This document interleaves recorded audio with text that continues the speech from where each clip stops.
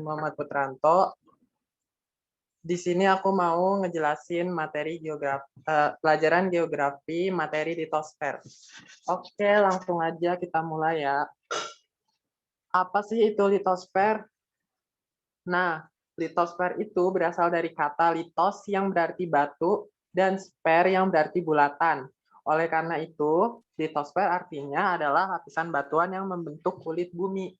Nah, litosfer itu tuh lapisan yang membentuk kulit bumi. Kayak contohnya yang kita injek sekarang ini tuh dinamakan litosfer. Terus apalagi gunung. Gunung kan itu hasil dari batuan yang terbentuk kulit bumi yang membentuk gunung gitu kan. Nah, itu juga dinamakan litosfer. Oke, lanjut. Oke, bumi itu tersusun atas beberapa lapisan. Yaitu yang pertama ada litosfer. Nah, yang kedua itu ada lapisan pengantara atau astenosfer atau mantle. Dan yang ketiga ada lapisan barisfer. Nah, lapisan litosfer itu lapisan yang paling atas yang kita injek sekarang ini. Lapisan litosfer itu biasanya tuh setebal 66 km kurang lebih ya. Jadi lapisan litosfer terdiri dari batuan. Oke. Selanjutnya ada lapisan astenosfer. Aku biasa nyebut lapisan astenosfer. Itu lapisan di bawah lapisan litosfer. Selanjutnya ada lapisan barisfer atau lapisan yang paling dalam. Bisa dibilang inti bumi dekat-dekat situ. Oke. Lanjut. Lanjut. Nah, ini ada gambarnya nih. Ini litosfer nih, lihat ada pegunungan sampai bawah nih, sampai yang warna coklat muda. Nah, di bawah air laut ini juga kan ada kayak tanah-tanah gitu. Nah, itu namanya litosfer juga. No, lihat batasnya sampai coklat muda. Oke, yang bawahnya itu ada astenosfer atau lapisan mantle. Nah, ini bisa dilihat lapisan astenosfer nih yang warna merah-merah gitu.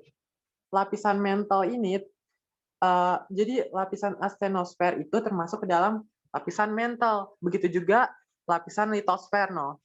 Ini lapisan mantle kan panjang kan. Oke, dia nge-tahu lapisan litosfer dan juga atenosfer. Cuman litosfer bagian bawahnya. Nah, itu yang disebut lapisan mantle. Beda ya sama astenosfer.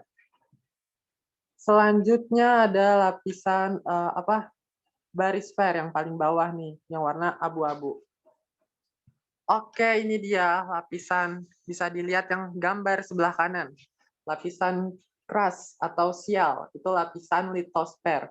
Nah, apa sih yang dimaksud dengan lapisan sial? Jadi di litosfer itu ada yang namanya lapisan sial. Nah, lapisan sial itu adalah lapisan silisium dan aluminium. Nah, ini lapisan teratas. Kalau di soal UTBK tahun lalu tuh pernah keluar. Soalnya kayak gini nih, lapisan litosfer teratas mengandung apa? Jawabannya ada silisium aluminium, silisium magnesium. Nah, jawaban yang paling tepat itu silisium dan aluminium. Ingat aja lapisan sial. Selanjutnya di bawah kalian bisa lihat upper mantle atau lower mantle. Itu bisa disebut lapisan astenosfer atau mesosfer. Nah, di lapisan ini nih, kalian bisa lihat warnanya ada yang namanya lapisan sima. Nah, lapisan sima itu apa sih? Lapisan sima itu tuh adalah lapisan silisium dan magnesium. Nah, lapisan sima itu tuh dia ada juga di litosfer nih, bisa kalian lihat. Garis yang ini. Nah, itu ada di litosfer, tapi sekali lagi litosfer di bagian bawah. Yang paling atas lapisan sial, oke? Selanjutnya yang paling bawah atau barisfer. Barisfer itu ada yang namanya lapisan namanya mengandung nife atau nikel dan besi. Nah, itu ada di lapisan barisfer. Semakin ke bawah lapisan, misalnya dari litosfer ke mesosfer ke barisfer, itu semakin ke bawah berarti semakin tinggi tekanannya. Oke, bisa dipahami, aku lanjut ya. Selanjutnya lapisan Litosfer adalah lapisan yang paling luar yang terletak di lapisan antara dengan ketebalan 1.200 km berat jenis rata-rata 2,8 gram per cm kubik. Oke, selanjutnya ini ada lapisan mesosfer, asthenosfer, atau mantle. Merupakan bahan cair bersuhu tinggi dan berpijar. Berat jenisnya adalah 5 gram per cm kubik. Selanjutnya ada lapisan barisfer, yaitu lapisan inti bumi yang merupakan bahan padat yang tersusun dari lapisan nipe atau nikel dan Fe atau besi. Jari-jari barisfer sekitar 3.500 km. Nah, aku mau jelasin lagi deh lapisan apa yang dimaksud lapisan sial, sima, dan lapisan nipe. Aku jelasin ulang ya. Jadi lapisan sial itu atau silisium magnesium itu mengandung batuan, metamorf, sedimen, granit, dan andesit. Disebut juga lapisan kerak karena dia lapisan paling atas. Selanjutnya ada lapisan sima. Kalau sima itu silisium magnesium, perlu diingat sima, sial sima. Sima berarti di bawahnya. Dia tekanannya lebih tinggi, lebih besar daripada lapisan sial. Begitu juga dengan nipe, dia tekanannya lebih tinggi lagi dari lapisan sima maupun sial, karena dia paling bawah. Oke, selanjutnya ada dinamika litosfer, yaitu yang pertama tenaga endogen, yang kedua ada tenaga eksogen. Oke, tenaga endogen. Apa sih tenaga endogen itu? Jadi, tenaga endogen itu adalah tenaga yang berasal dari dalam bumi yang meliputi tektonik dan vulkanik. Sumbernya itu unsur-unsur radioaktif pada lapisan selebung atau mantle. Nah, jadi lapisan endogen itu tuh dia dari dalam bumi, dari bawah tanah yang kita injek itu. Dia tuh ada di lapisan mantle pergerakannya. Jadi dia dari dalam bumi, dan biasa itu kalau tenaga endogen bersifat membangun atau membentuk. Selanjutnya arus konveksi, yaitu arus yang dapat menggeser lapisan kerak bumi sehingga terbentuk berbagai daratan akibat adanya suhu dan tekanan yang tinggi. Arus konveksi diasumsikan berada di dalam mantel bumi dengan kedalaman sekitar 700 km. Proses konveksi, yaitu lempengan yang terkena suhu dan tekanan yang tinggi, akan menurun yang kemudian melunak dan mengalir kehilangan bentuknya sehingga terjadi pergerakan. Nah, jadi arus konveksi itu arus apa sih? Jadi intinya itu ya, konveksi itu tuh pergerakan lempeng bumi yang saling masuk sehingga kerak bumi itu ke atas gitu, keluar bisa dibilang. Nah, terus ada lagi sebenarnya divergen, itu lapisan kerak bumi semakin menjauh. Akibatnya itu kayak terjadinya palung laut mungkin, karena gitu. Oke, selanjutnya contoh tenaga endogen. Contoh tenaga endogen itu ada tektonisme. Nah, apa sih tektonisme itu? Jadi tektonisme itu merupakan perubahan letak lapisan bumi secara vertikal. Hasilnya itu bisa lipatan dan patahan. Nah, lipatan itu apa sih? Lipatan tuh kayak bumi yang kayak melipat-lipat, kayak contohnya itu pegunungan mungkin ya, pegunungan. Itu kan lipat, membentuk lipatan. Selanjutnya patahan. Patahan itu kayak Graben dan Horst. Bisa kalian searching lah Graben dan Horst, itu membentuk patahan gitu. Oke, selanjutnya gerak tektonik terbagi menjadi dua.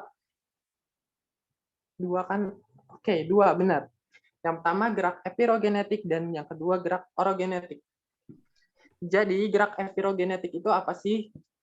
Gerak epirogenetik itu pergerakan yang sangat lambat berlangsung pada waktu yang lama dan daerah yang luas. Nah, jadi di gerakan epirogenetik ini ada epirogenetik positif dan ada epirogenetik negatif. Kenapa disebut gerakannya sangat lambat dan berlangsung dalam waktu yang lama dan daerah yang luas? Oke, jadi aku jelasin dulu. Jadi epirogenetik ini ada dua. Yang pertama epirogenetik positif dan epirogenetik negatif. Nah, epirogenetik positif itu daratannya itu tuh menurun. Dia daratannya semakin hari semakin menurun sehingga air laut seolah-olah naik. Jadi permukaan laut itu kayak semakin meninggi padahal daratannya yang semakin menurun. Terus yang kedua ada epirogenetik negatif. Kalau epirogenetik negatif itu berarti daratannya naik. Air laut seolah-olah surut kayak begitu. Nah, jadi kenapa bisa dibilang lama? Karena biasanya tuh epirogenetik itu bersifat lama, kayak contohnya di kota, misalnya ya, di kota Jakarta.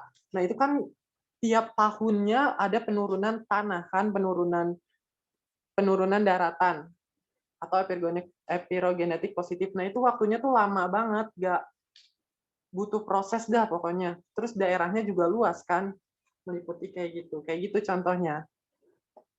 Jadi membutuhkan waktu yang lama dan daerah yang cukup luas. Selanjutnya ada gerak orogenetik.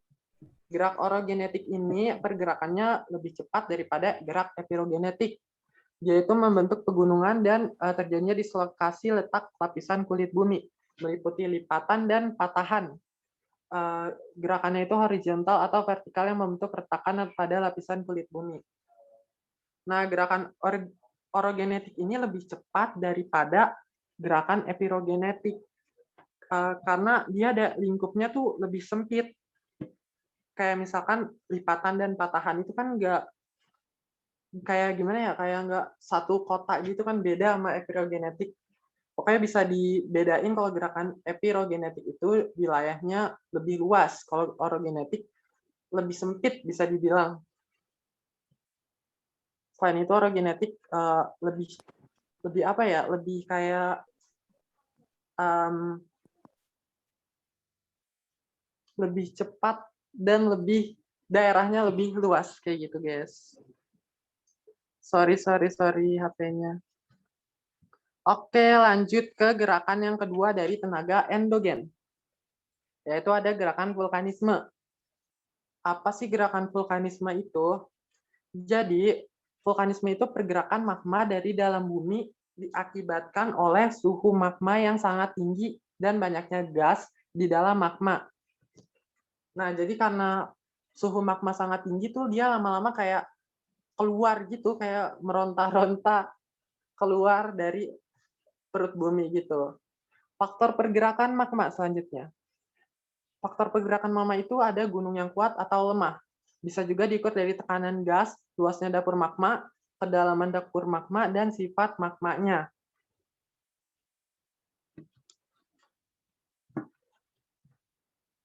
Jadi semakin kuatnya gunung, maka letusan magma semakin kuat juga. Begitu pula dengan tekanan gas, semakin tinggi maka semakin tinggi juga pergerakan magmanya. Kalau semakin luas dapur magmanya, berarti semakin luas juga itunya. Oke guys, bisa dipahami. Selanjutnya bahan yang dikeluarkan dari vulkanisme.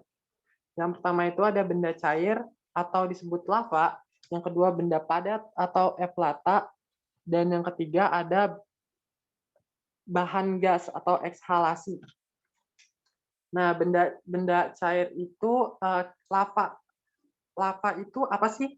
Nah, jadi lava itu tuh magma yang keluar dari mulut gunung api. Biasanya itu dia bersifatnya cair.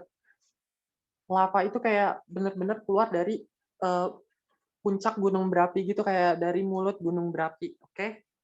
Selanjutnya ada benda padat atau eflata.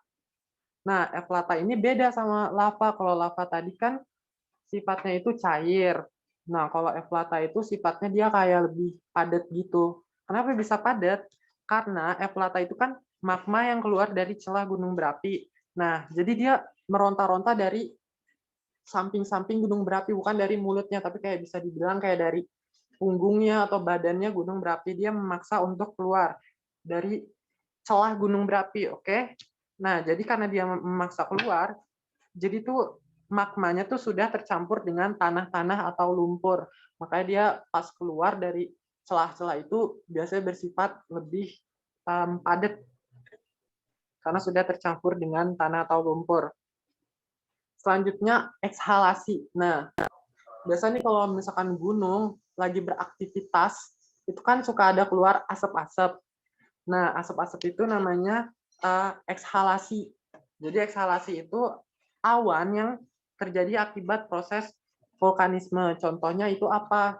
Contohnya itu kayak wedus gembel. Serius, wedus gembel itu kayak awan. Kenapa dinamain wedus gembel? Jadi awannya itu tuh dia ke atas membentuk pusaran yang pusarannya itu seperti bulu domba. Makanya namanya wedus gembel. Itu kalau nggak salah dari bahasa Jawa kayaknya deh. Oke, bisa dipahami. Lanjut ya, guys. Selanjutnya ada tenaga eksogen. Slide berapa nih? Tenaga eksogen. Jadi, tenaga eksogen itu berasal dari luar bumi yang meliputi pelapukan, erosi, dan sedimentasi. Perbedaannya dengan tenaga endogen ini bersifat membangun, sedangkan tenaga eksogen bersifat merusak bentukan muka bumi. Maksudnya apa nih? Kalau tenaga endogen itu kan kayak membentuk, kalau sedangkan tenaga eksogen itu malah merusak atau menghancurkan bentukan muka bumi. Nanti aku kasih tahu contohnya di slide berikutnya. Oke, contohnya itu dari tenaga eksogen itu apa? Contohnya radiasi matahari, air, angin, gletser, dan organisme. Nih, perlu diketahui kenapa itu dari tenaga eksogen.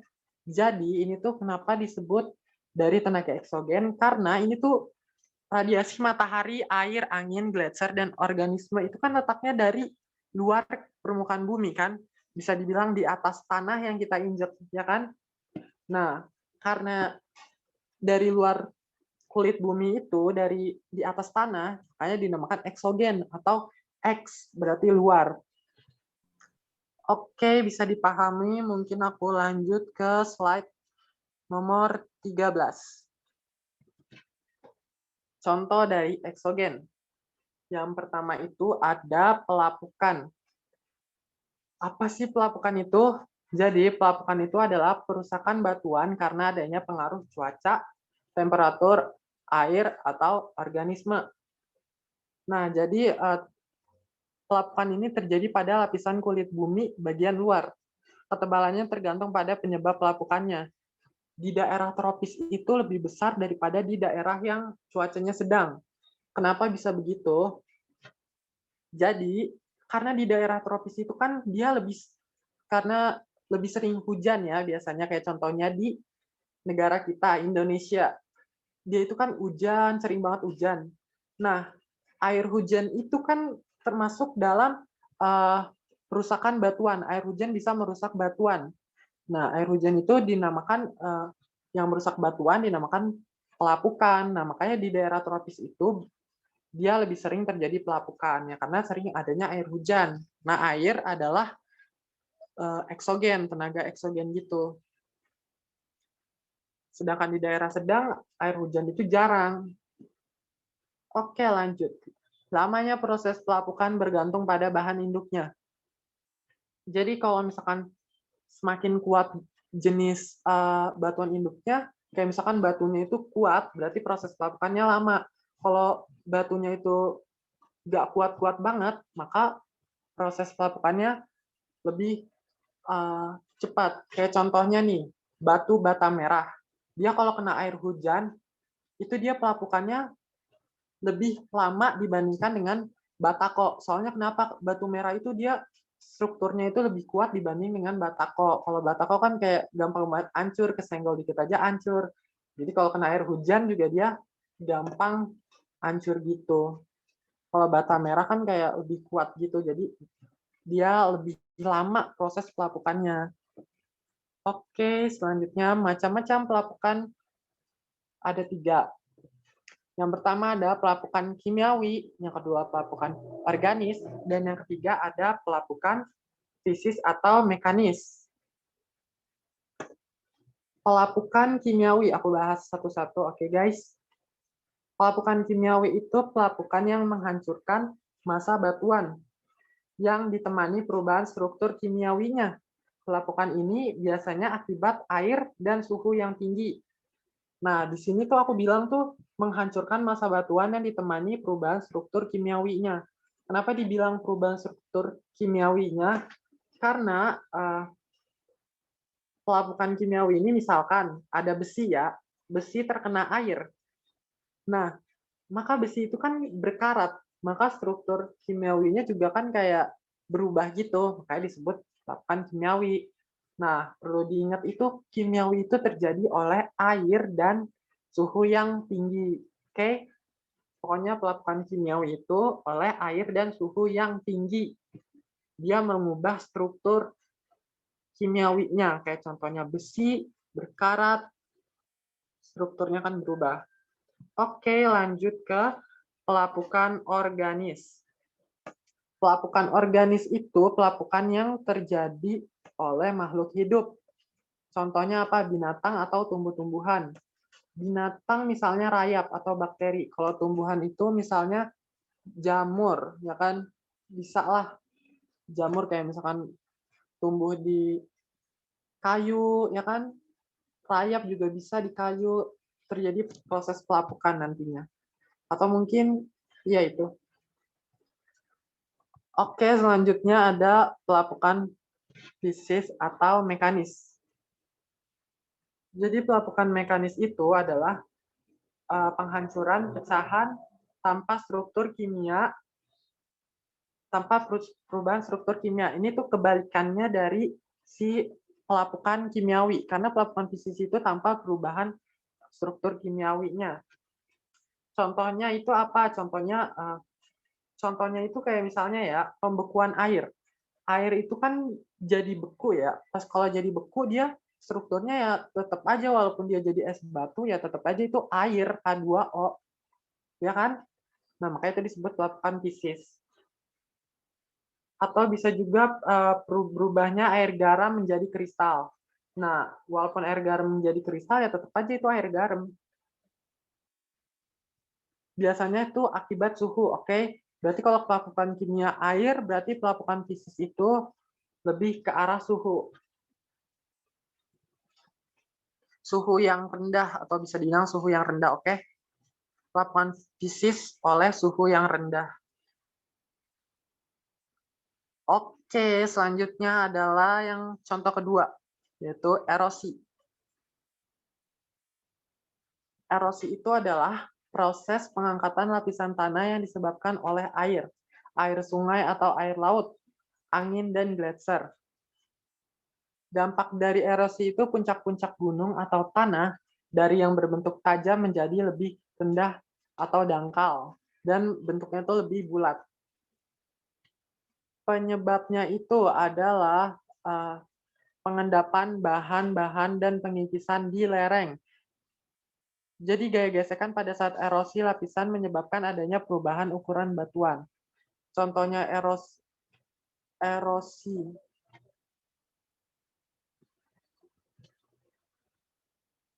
Oke, aku lanjut aja kali ya. Selanjutnya ada yang ketiga nih, contoh yang ketiga. Contoh yang ketiga. Yang ketiga itu tenaga eksogen, ada pengendapan atau sedimentasi. Nah, pengendapan atau sedimentasi itu adalah suatu proses pengendapan material yang dipindahkan oleh media, seperti media air, angin, es, atau gletser di suatu cekungan. Sedimentasi itu dapat diklasifikasikan ke dalam 3 jenis, yaitu sedimentasi akuatis, yang kedua sedimentasi aeolis, dan yang ketiga ada sedimentasi marine. Jadi, sedimentasi akuatis itu dia tuh yang disebabkan oleh air. Kalau akuatis udah jelas namanya aqua berarti oleh air. Contohnya itu apa? Contohnya itu kipas aluvial atau dataran banjir. Itu kan jadi di sungai-sungai pegunungan itu kan kayak ada sungai, terus di dalamnya itu kan kayak ada lumpur-lumpur gitu atau batuan-batuan kecil gitu. Nah, batuan tersebut tuh dibawa oleh air sungai tersebut. Sehingga batuannya semakin ke sini semakin menumpuk sehingga terjadinya kipas aluvial atau dataran banjir. Nah, itu sedimentasi akuatis, hasil dari sedimentasi akuatis. Selanjutnya ada sedimentasi aeolis. Aeolis ini disebabkan oleh angin, bukan air, oke? Jadi disebabkan oleh angin. Contohnya itu seperti gumuk pasir. Nah, jadi kan kayak misalkan ada pasir di pantai misalnya, oke? Dia terbawa oleh angin sehingga lama-lama pasirnya itu tuh yang terbawa angin membentuk suatu kayak gunung gitu, gunung pasir kecil. Nah, namanya itu gumuk pasir. Banyak itu terjadi di pantai-pantai. Selanjutnya ada sedimentasi marine atau air laut. Kalau tadi kan akuatis oleh air, kalau marine ini oleh air laut. Kalau sedimentasi akuatis, air sungai lah bisa dibilang, oke? Kalau marine berarti air laut. Contohnya itu tumpukan karang atau tombolo. Tombolo bisa kalian lihat di internet. Jadi tombolo itu kayak jembatan gitu, kayak jembatan tapi alami terbuatnya, jadi dari pasir gitu atau tanah. Nah, itu akibat dari sedimentasi marin. Oke, sekian materinya, kurang lebihnya mohon maaf. Assalamualaikum warahmatullahi wabarakatuh. Oh iya, aku masih ada contoh soalnya. Mending kita bahas contoh soalnya aja kali ya. Gimana nih yang lain, pada setuju apa enggak nih?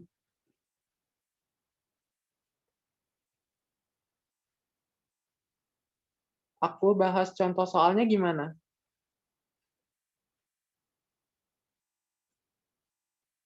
Oke deh, kita bahas contoh soalnya. Sebelumnya aku mohon maaf ya, aku izin off cam dulu, soalnya aku pakai HP, jadi susah megangnya. Kita bahas contoh soalnya.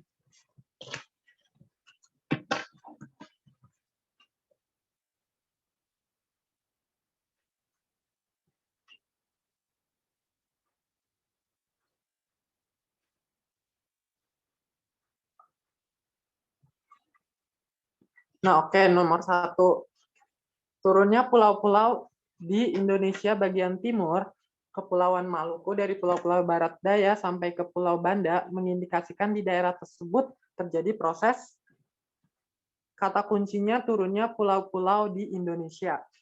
Maka jawaban yang tepat itu adalah epirogenetik negatif. Oke, bisa dilihat di sini.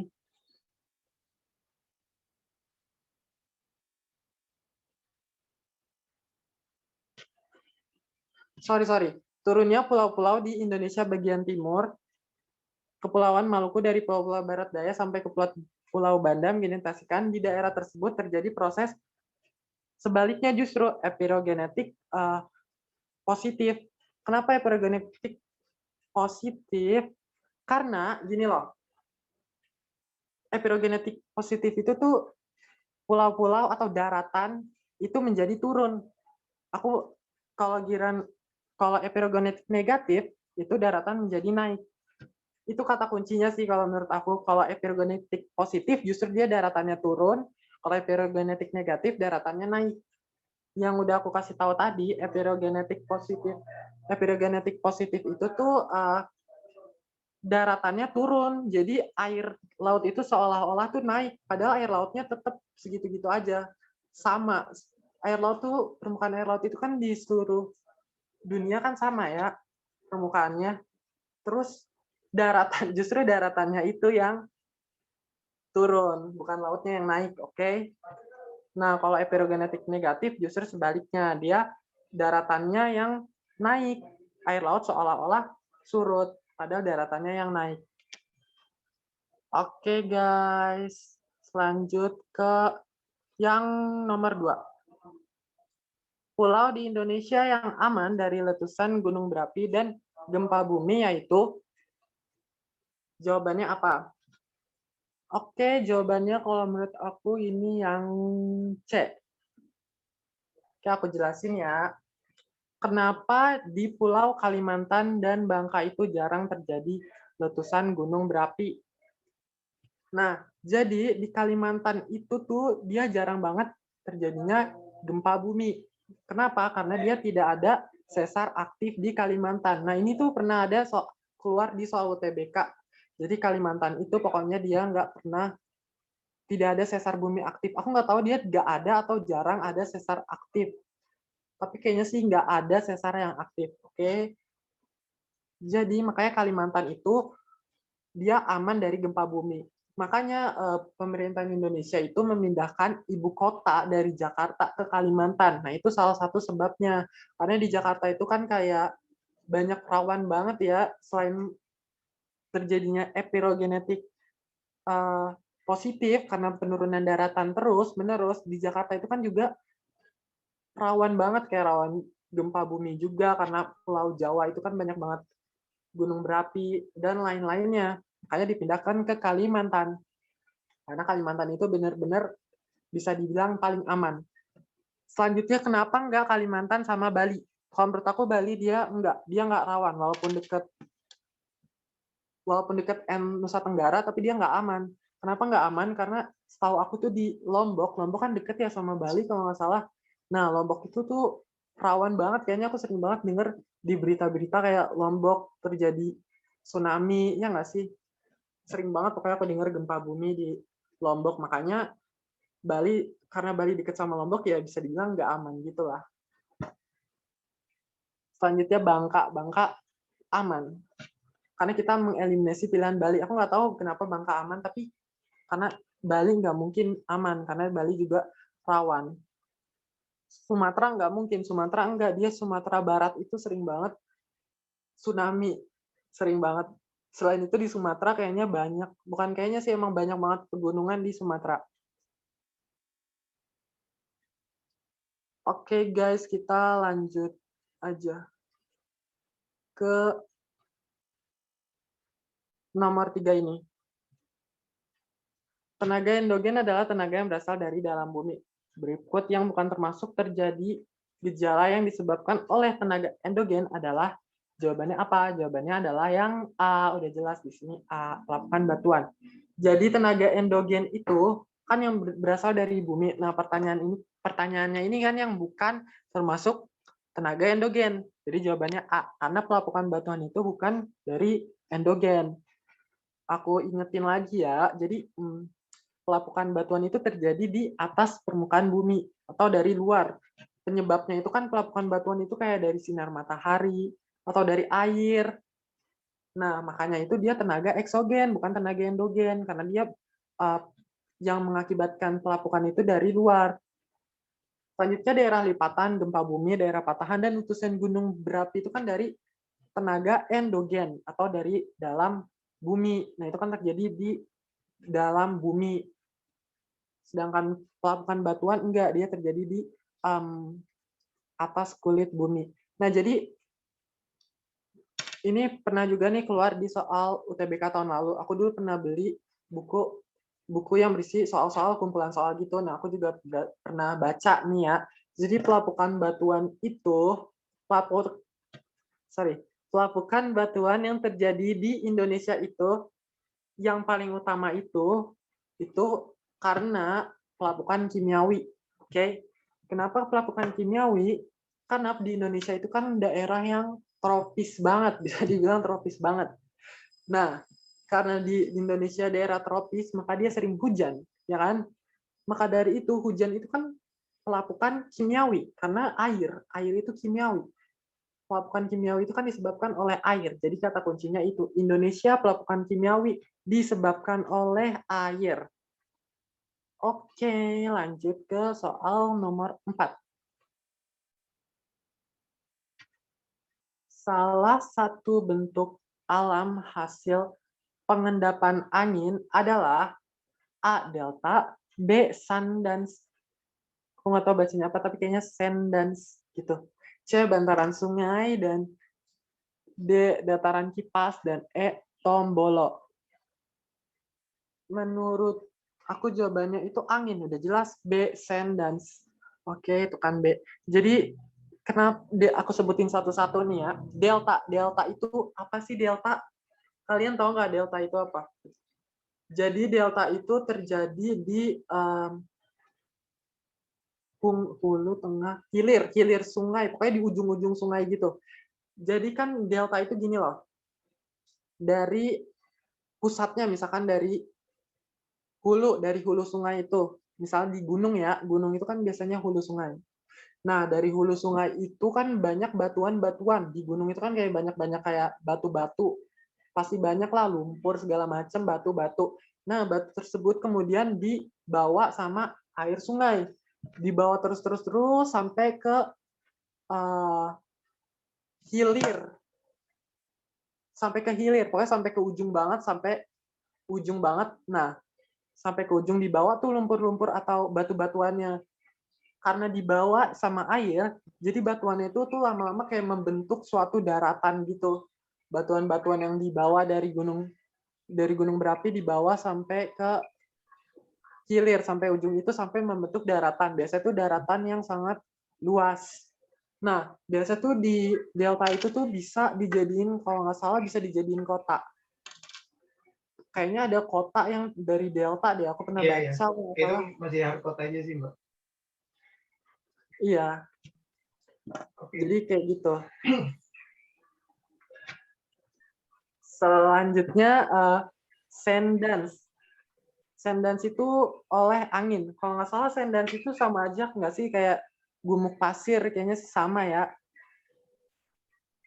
Nah, jadi sand dance itu tuh bukit pasir akibat terjadinya endapan butir pasir yang terbawa oleh media angin. Jadi ada pasir dibawa oleh angin. Nah, pasir-pasir tersebut lama-lama tuh kayak membentuk endapan-endapan gitu sampai menjadi bukit pasir kayak gitu.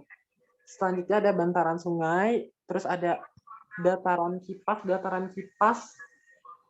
kipas aluvial mungkin ya yang tadi aku jelasin, yang dari itu. Diganti warna aja. Itu soalnya kan pakainya pakai hover gitu.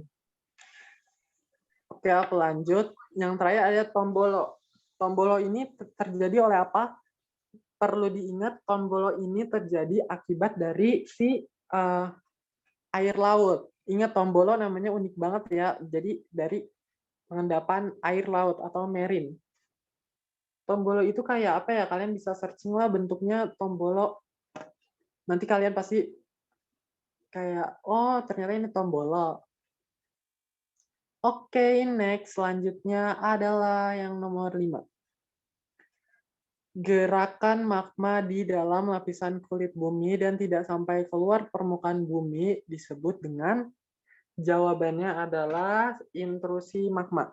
Di sini ada pembahasannya. Kenapa intrusi magma? Jadi kalau ekstrusi magma ini, ekstrusi keluar dari mulut gunung dan meledak dengan dahsyat. Kalau intrusi magma ini menerobos hingga ke permukaan bumi. Contohnya kayak apa nih yang intrusi? Intrusi itu kayak contohnya itu mengeluarkan eplata atau magma yang menerobos hingga ke permukaan bumi. Nah itu, dia tuh nerobosnya tuh kayak nggak meledak gitu, kayak perlahan-lahan menjadi lumpur, ntar lumpurnya terbawa air sungai, kayak begitu. Kalau misalkan ekstrus itu, dia tuh benar-benar magmanya itu meronta-ronta keluar dari mulut bumi gitu. Kayak karena udah apa ya, pokoknya udah kayak emang harus keluar magmanya karena perubahan-perubahan apa gitu gejala di perut bumi. Nah, enggak, akhirnya dia keluarnya itu lewat mulut bumi. Nah, keluarnya itu tuh dia biasanya disertai oleh letusan yang sangat dahsyat gitu.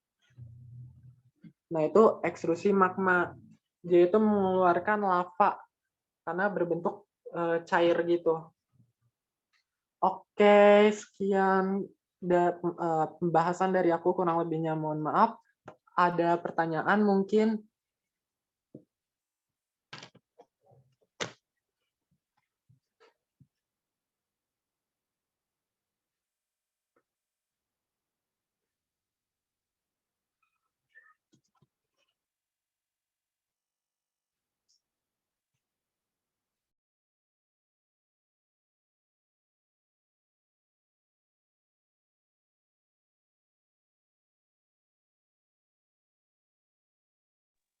Halo guys, ada pertanyaan nggak guys? Aku belum